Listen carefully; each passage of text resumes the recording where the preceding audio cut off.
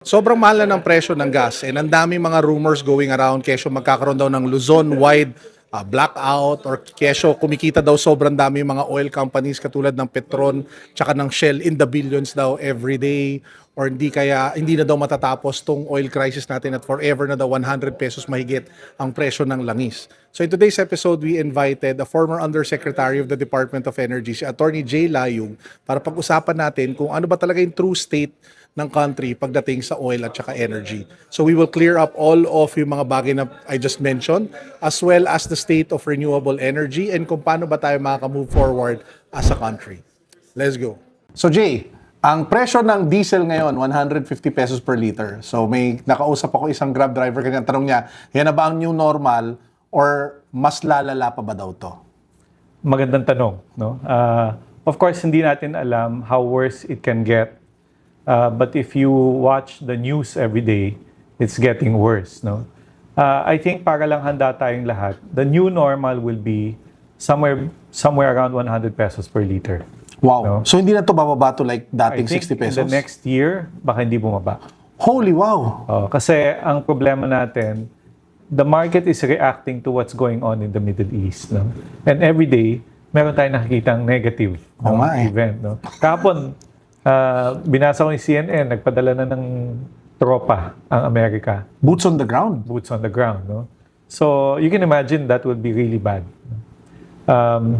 Today, may bago na naman, no? So, it's always a daily instance or event na talagang it's negative, no? At saka, nung panahon ng 2011, yung away nun is only between two countries, no? Ito, the entire region. So, I think the problem is the price will stay high.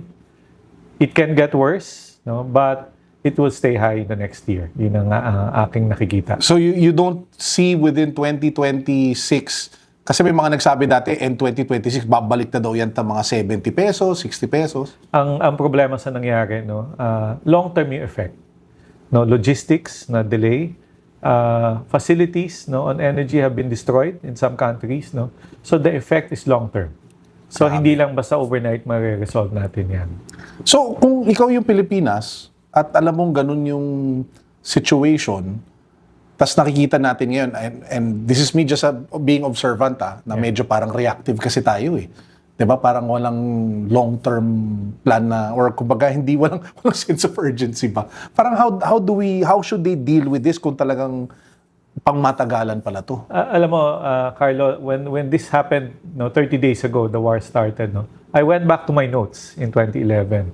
It's the same thing, no.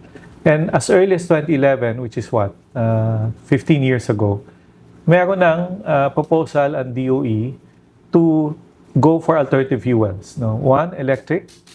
2, back then, compressed natural gas. And 3, we were pushing for LPG back then. No? Kung nagawa lang natin 15 years ago, especially going on electric, no? Wala tayong problema sana. No? If all jeepneys will run on electric technology, hindi sila nasasaktan. Ngayon sa binabayad nila. No?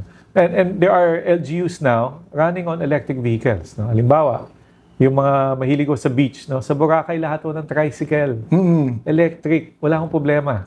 No? Sa Las Piñas, no? There are a lot of electric jeepneys now, wala silang problema. So there has to be a change in the mindset, no? A paradigm shift, as I call it. Kailangan hindi na tayo reliant on gasoline and diesel. And hindi lang to para sa gobyerno, kundi para sa lahat ng tao talaga, no? Buong Pilipinas, no? It's not just public utilities, no? Private sector, no? Government vehicles, no? Kailangan palitan na natin, no? And by the way, yung pangamba na electric vehicles, baka hindi tried and tested. Alam niyo, sa China, there are 26 brands of electric vehicles. Tried and tested na. Hindi na issue ang technology, no? Adoption na, no? And being able to accept, no? And if you buy an electric vehicle, no? I'm driving one now, 5-year warranty sa battery, 8-year warranty sa kotse, which only means these brands are willing to put their money on it because they know tried and tested ng technology. Nakakayanin talaga. Kaya talaga. You mentioned that this was something that you guys proposed and worked on in 2011. What happened in between? Ba't hindi siya na-implement? Ba't di siya na-execute? Kasi parang napaka-common sense nga naman na if you're a country reliant on oil and alam mo na Middle East is such a, kumbaga, di naman turbulent, but there are high risk potential doon sa lugar na yon and doon tayo dependent for oil. Bakit hindi, kumbaga, na-accelerate or na-adopt yung proposals na yon on the scale that we wanted it to be? I think two things, no? One, the private sector, meaning the jeepney drivers, operators, Are very hesitant. kailangan mag-cooperate. No? Matagal na itong modernization. Actually, yes. Ilang taong ko na nakikita sa Ilang batas. dekada na. I know we are, hanging on to the legacy of a jeepney. All right? But there's a way we can convert it into electric that still looks like a jeepney. All right? But they have to cooperate. No? Number two, government program. Ang dating pinopost namin, dapat yung programa ng gobyerno, mangungutang si jeepney driver, tapos babayaran niya on a long-term basis na magaan. Tapos kung hindi siya magbayad, edi confiscate ng government. Kasi franchise naman yan eh. So, if I were a jeepney driver with that kind of a program, no doubt dapat na kukuha na ako niyan. So, both parties need to work on this. Enough with, non-adaptability. Kailangan talaga tanggapin na natin eh. Correct. And we shift to electric vehicles. Grabe, no? You would think dati na luho lang yung pagiging electric vehicles.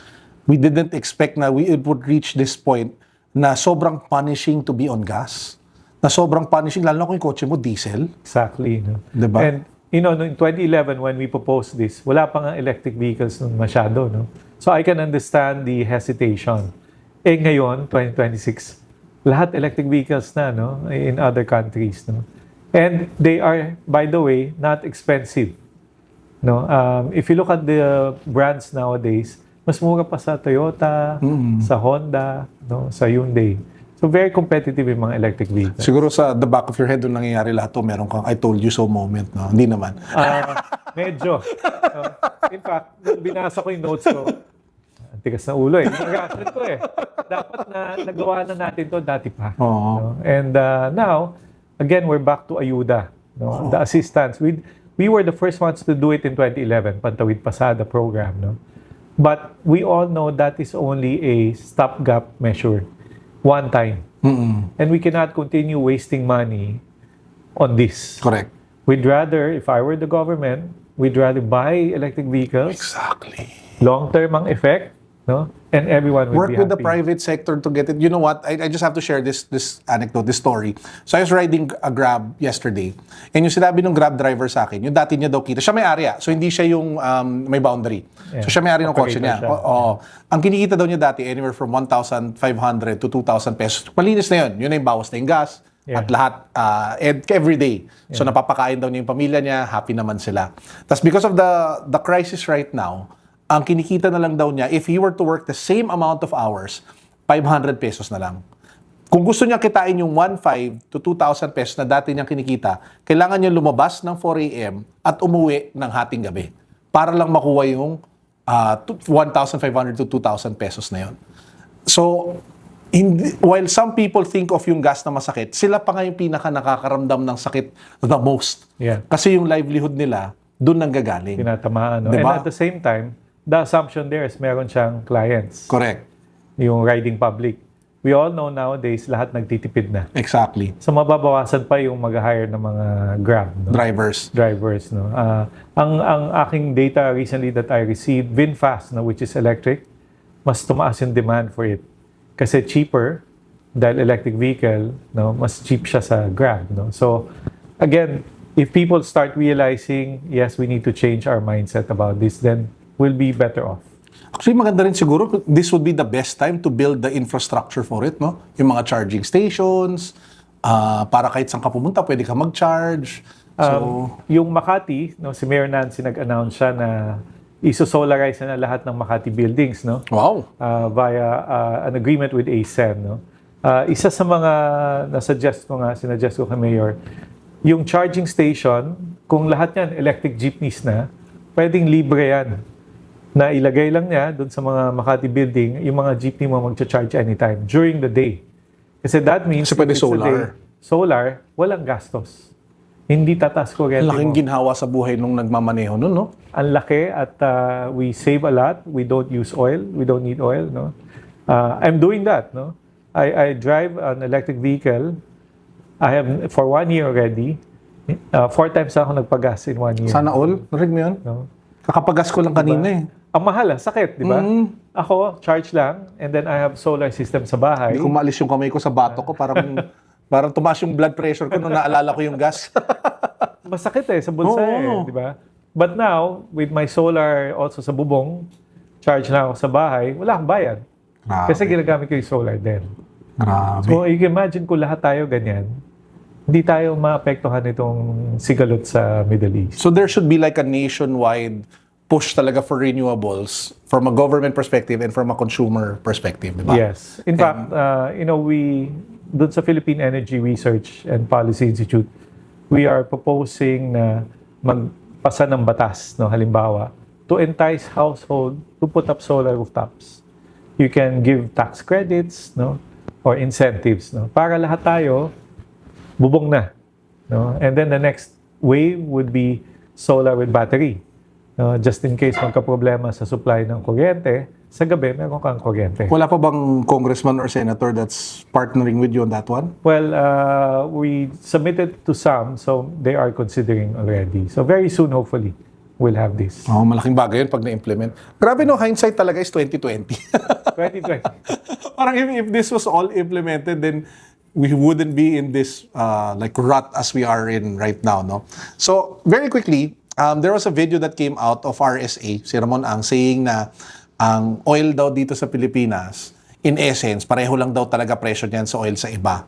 Ang nagpapamahal lang daw, yung sandamakmak na taxes that get put on top of oil.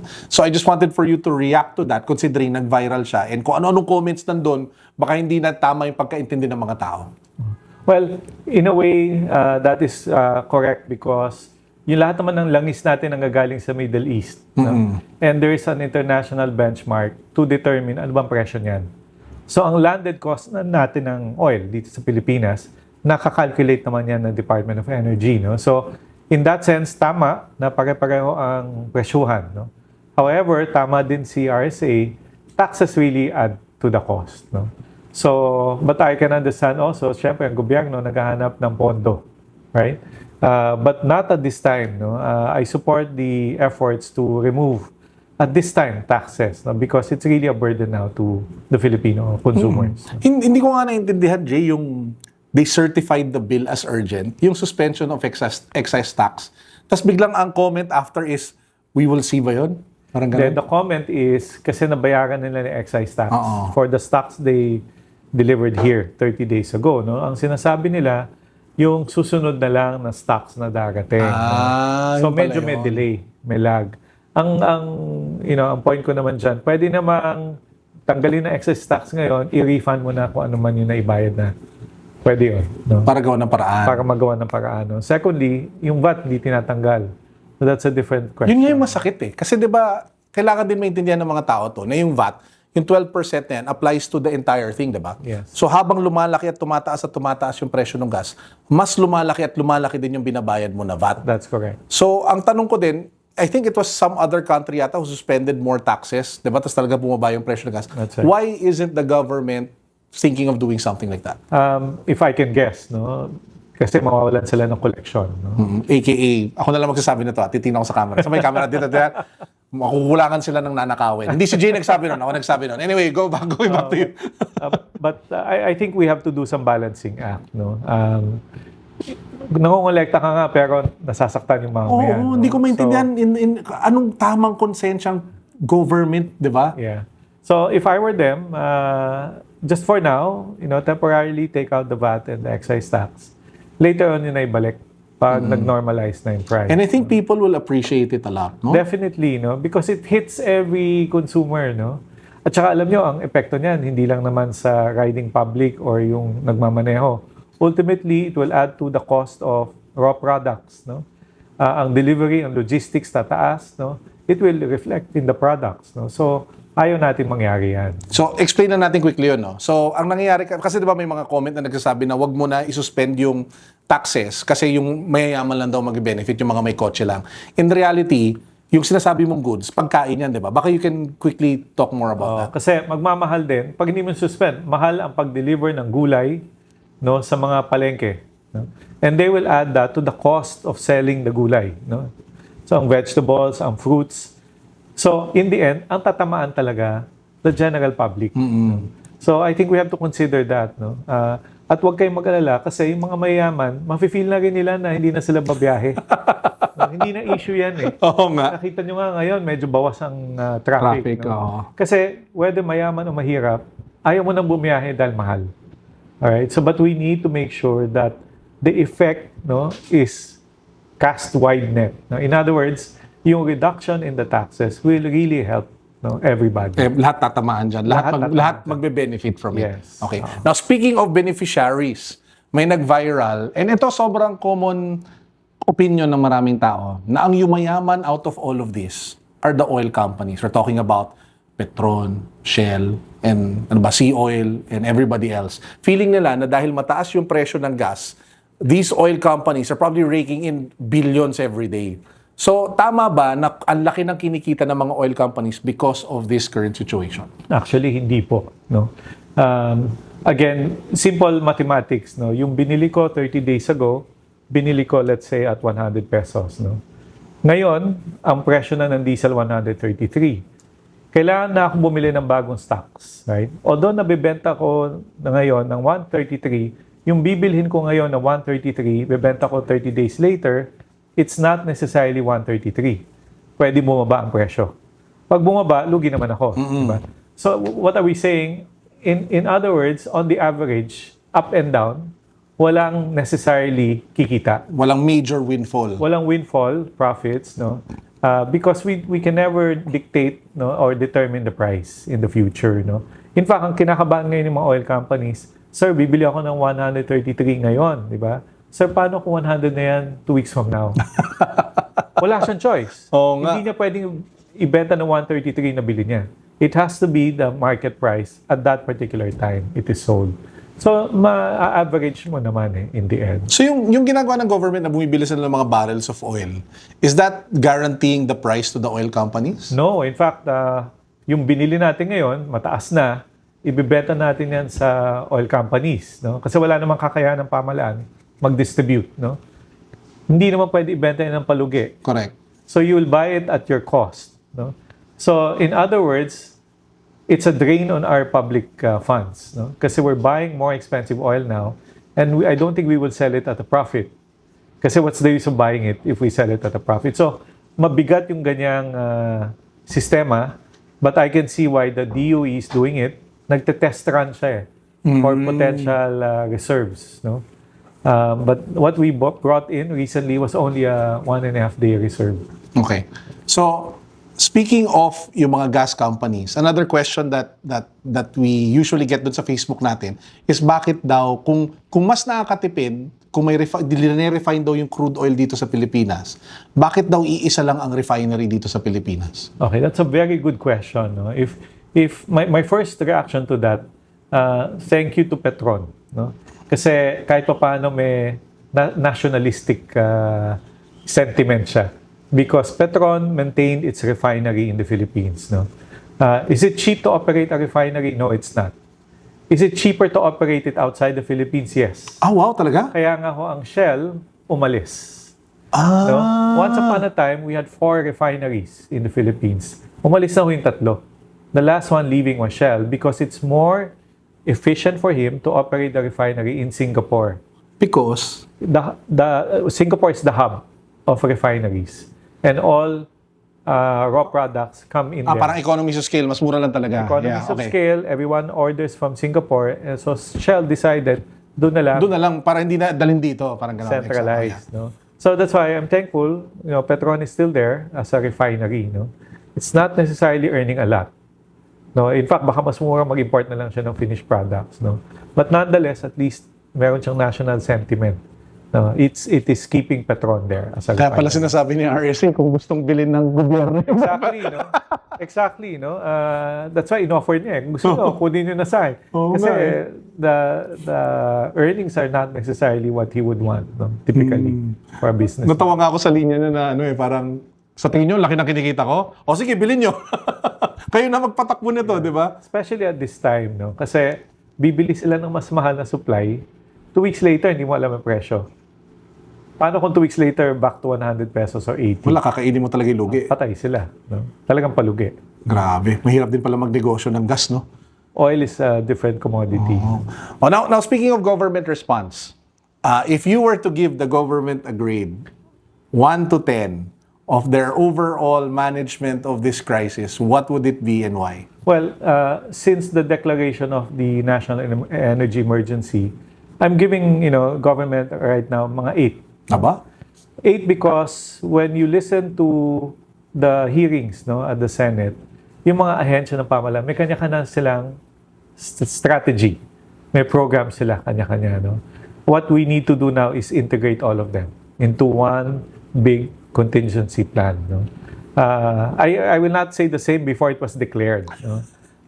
In fact, I was calling for it to be declared much earlier, no? But nonetheless, since it was declared, no, it's a good it's a good move for the government kasi now everyone is alerted, no?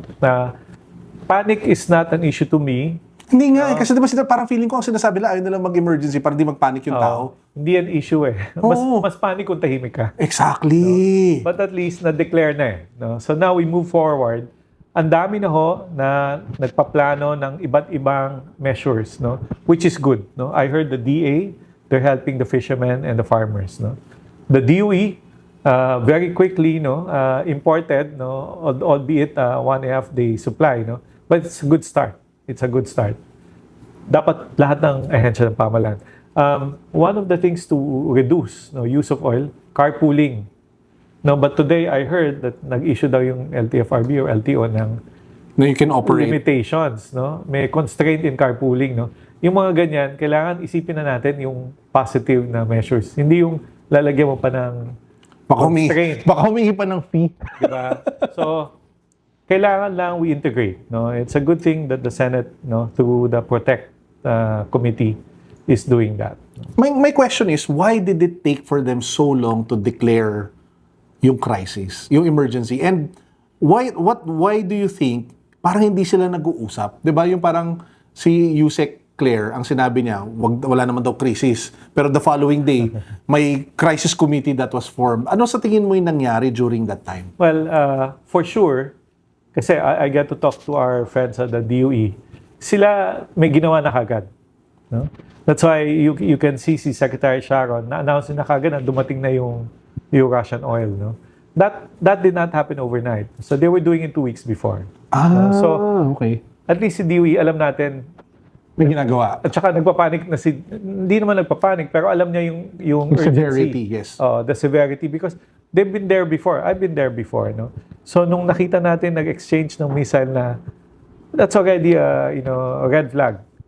No? So DOE immediately acted on it, no? Of course, iba siguro may loss in translation or lack of communication, iba yung sinasabi sa Malacanang. But nonetheless, no, we are where we are now. The move now, I think everyone needs to have that change in mindset. No? How do we reduce using oil? No? And only you and I can do that. No? Example, sa eskwelahan, nag-announce ako kagad na, teachers, let's do Zoom. No? Because it's one way to reduce traveling. Okay? Madami pa. No? Sa EDSA, maybe yung work from home arrangements natin, we have to probably expand that. Yeah, kasi a lot of companies are just doing 4 days, I think. 4 days a pa week, lang. di ba? Feeling ko dapat we should go back to dati na may That's option right. talaga na full work from home. That's right. Tapos, hindi pa. Ito, I'm sure people are feeling this already. LPG. No, LPG runs our economy day to day. But now, may shortage. No? Ina-announce na ng mga oil companies na hirapan na kami mag-supply. No? So what do? We have to change again some lifestyles. No? Rather than using LPG for cooking, bumili mo tayo electric burners. No? Kanina may kausap po ako, nagkakaubusan na ako. No? Pero nonetheless, start using your electric Mag-air stove. fryer na lang kayo, mas healthy pa. Air fryer. Di ba? Or mag-uling kayo kung pwede. Diba? Back to basics. No? May papaypay sa labas. Pero again, paradigm shift. No? Because it's the only way we somehow protect ourselves from all these. I think that's such a brilliant way of going about it. Kasi people have to realize na this can happen again.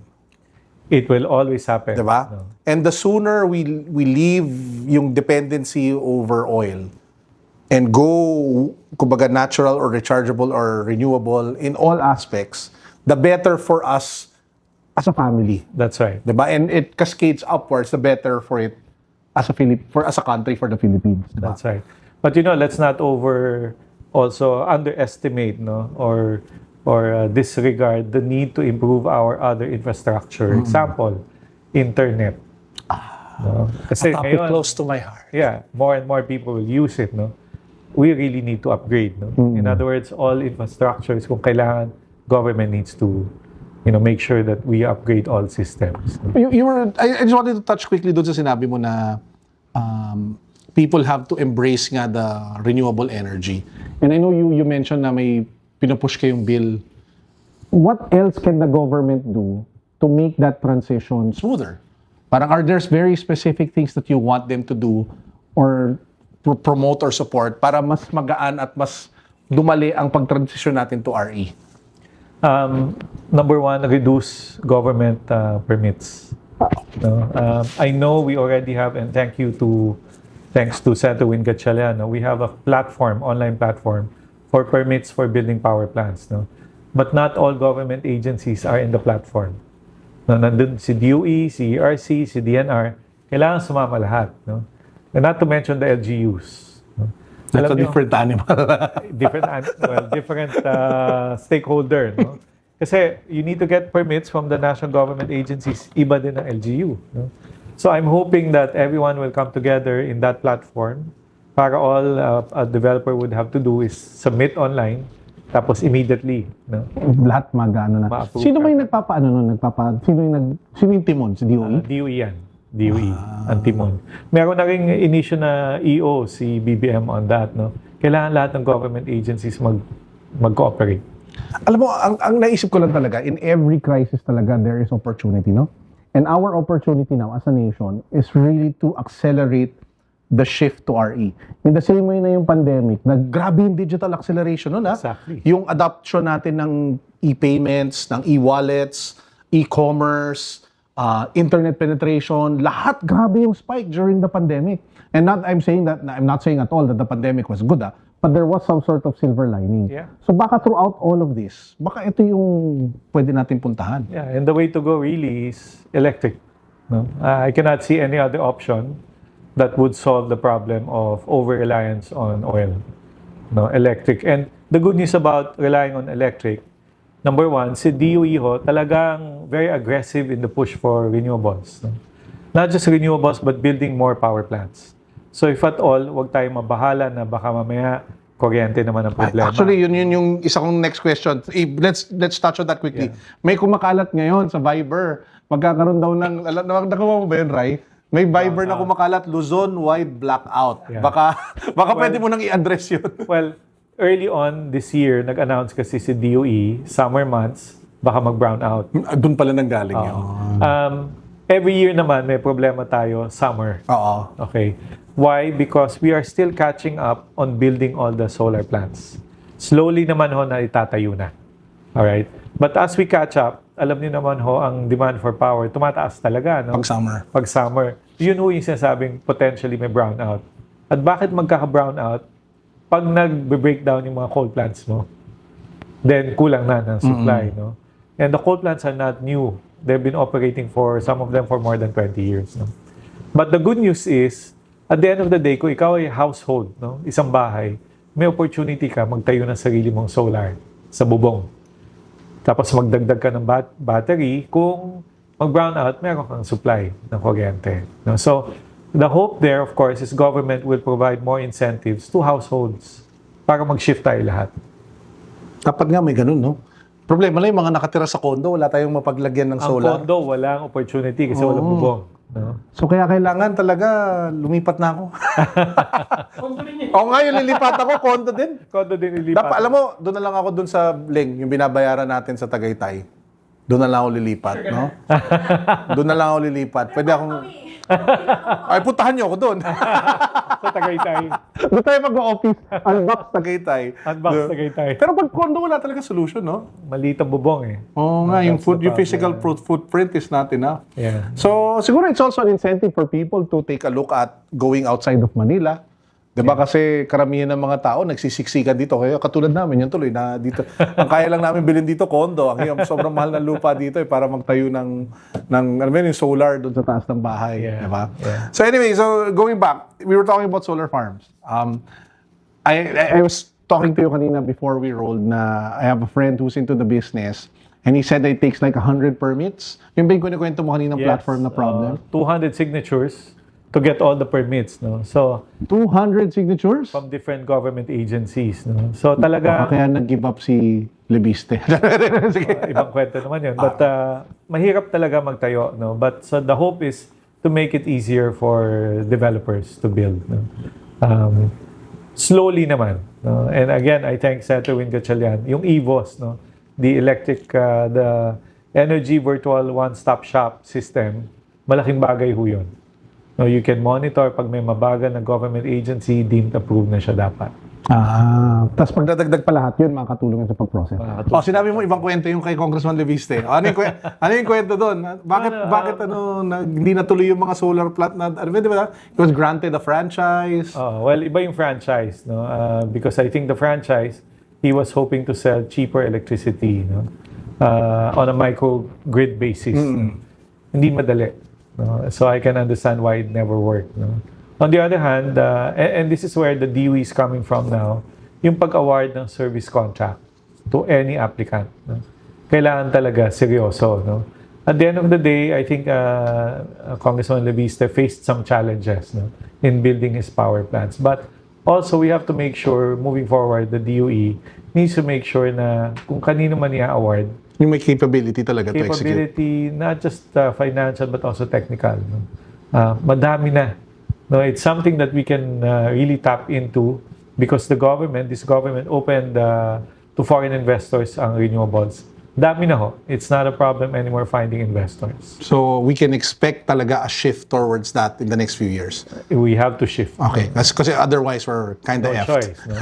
and you know, the problem also, yung coal at saka yung LNG, which we rely on now, tumaas din ang presyo. Coal went up by $30 since the war. No? So again, you will expect electricity prices to go up. No? LNG ang mahal, no? Because it's indexed against oil. No? So we really need to do some shift. No? Renewables is the way to go.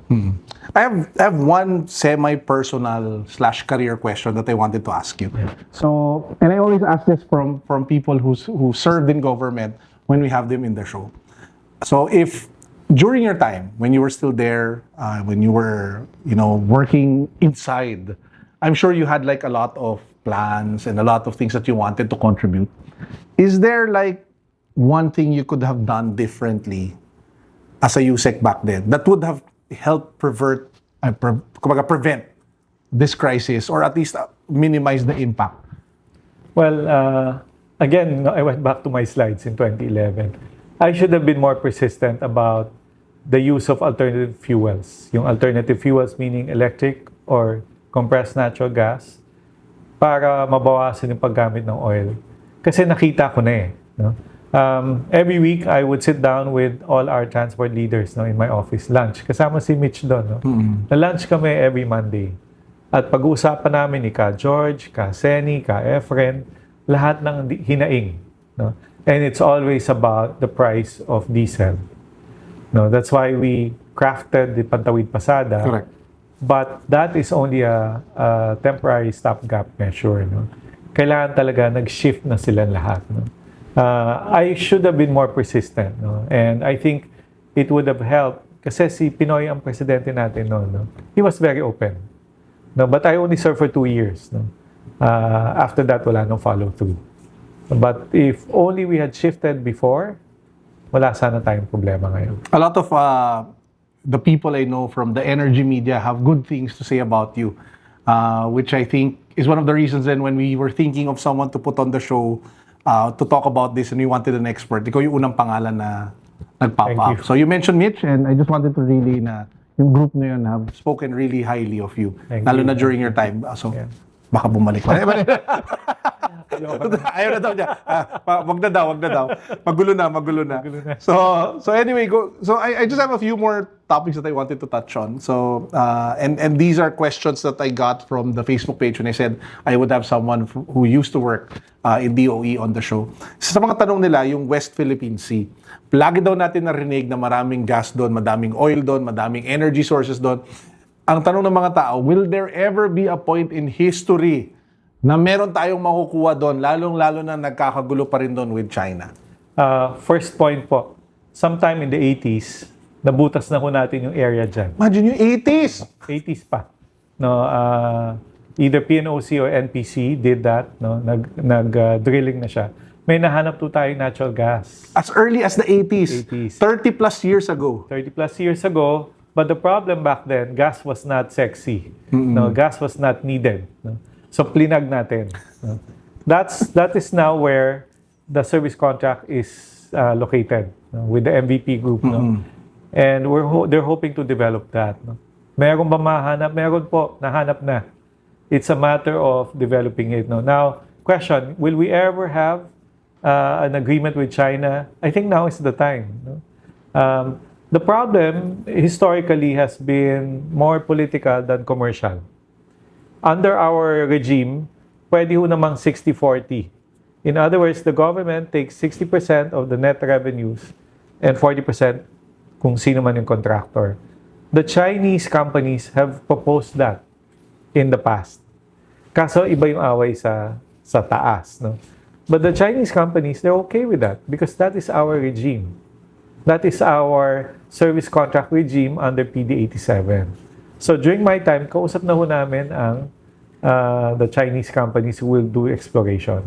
Wow! Pero So this was in 2011? in 2011, So in 2011, there were Chinese companies willing to do the 60-40 arrangement. yes, as early as 2011. But iba yung away sa taas. No? Dapat nagkaayusan na lang sa taas. No? Is there still an opportunity for that to happen now? I think so, no? Especially now. You know, especially since China also thinks that they need more energy resources. There's no reason why we cannot Tsaka sino nga agree. ba may kasalanan? Bakit mahal ang gas? Sino nga ba yung nagsimula ng gera? China ba? Hindi naman, di ba? Hindi China. And the sad part is China declared no more exports. Oh! And nag-import tayo from China as well for finished products. No? Paano tayo? No?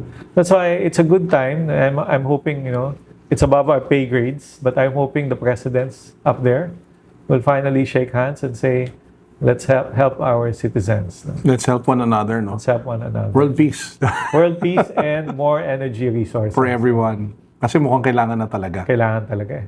Grabe. Kailangan talaga. And remember, natural gas is not just for power, no? Natural gas can be for your vehicles. No, yun yung compressed natural gas, CNG. We had those buses way back in 2011. Hindi lang natuloy. Bakit hindi siya natuloy? Babalik tayo sa yung pag-transport ng CNG from Batangas to Laguna, yung bridges natin, the quality is so bad, hindi bumabagsak yung truck, no? Dahil hindi maayos yung pagtayo ng mga bridges. Hindi kinakaya ng bridge yung truck? Yun ang naging problema? Yun ang problema. Ano ba yan? So- Babagsak din pala ulit tayo sa DPWH tsaka flood control. Well, mukhang doon ang bagsak. No? Kasi way back in 2011, sabi namin, ba't hindi kaya ng bridge? Hindi tuloy maitawid yung CNG. No? And that's a fact, no? Based on the data of DOE, kaya nag-fail yung CNG program natin. Despite everything that has happened, I get the vibe na you're still very optimistic and that you're still very hopeful, which I think is super important given the current condition now, no? Yeah. And siguro to as we close the interview, siguro you can talk more about that. Na parang, why are you still optimistic? Lalo na from someone who saw all the dirt, grime, and evil that happens in government and lahat ng nagiging problema doon.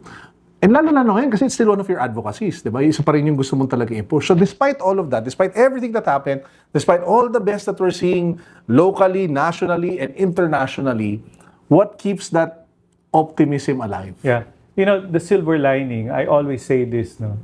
Unlike other neighbors that we have, no? The silver lining is the Philippines is endowed with all these energy resources. I call it the big show. we have biomass, geothermal, solar, hydro, ocean, wind. Ang dami natin yan sa Pilipinas. No? So, kahit mawala na lahat ng oil, ng gas, at the end of the day, we are endowed with all these renewables. No? So, the positive outlook is still there because we can always tap into these resources. No? And remember, they are called renewables for a reason, no? Which means they never deplete. So forever, there is hope. No? As long as the sun is up, no? As long as the water is there, the wind continues to blow, we should be okay. No? We just need to change some mindset, no? And again, paradigm shifting. Let's use more of our resources. And then we will be okay. All of which marami tayo, no? Laging mainit, laging mahangin, madaming tubig. Daming tubig. Pilipinas. Yes. Awesome. So, kaya naman natin, no? You know, with what's going on, I feel relaxed, no? Because I shifted to electric vehicle a year and a half ago, no? And then I put up a solar rooftop, no? Is it expensive? No. No? Mas mahal pa nga bumili ng ibang brands ng kotse. Lalo na ngayon. And I can understand, no, the hesitation kasi bago technology, Chinese technology. But I've tested it, no? It works for me. No, so in 1 year, 4 na beses lang ako nagpagasolina. No, so I walk the talk because now I know it works after all. No? And now solar rooftop works for everybody. No, so I hope everyone should start considering it. Oh, yun. And with that said, maraming salamat. Thank you Thank for you. being on the show. And I hope na you find your way again in a position na may pupush mo to. But you know what? You don't need the position, diba, to make an impact. And I hope you continue doing what you're doing. And we support you guys 100% in pushing for renewable energy dito sa Pilipinas. Maraming salamat. Thank you, Carlo. Yahoo! Thank you.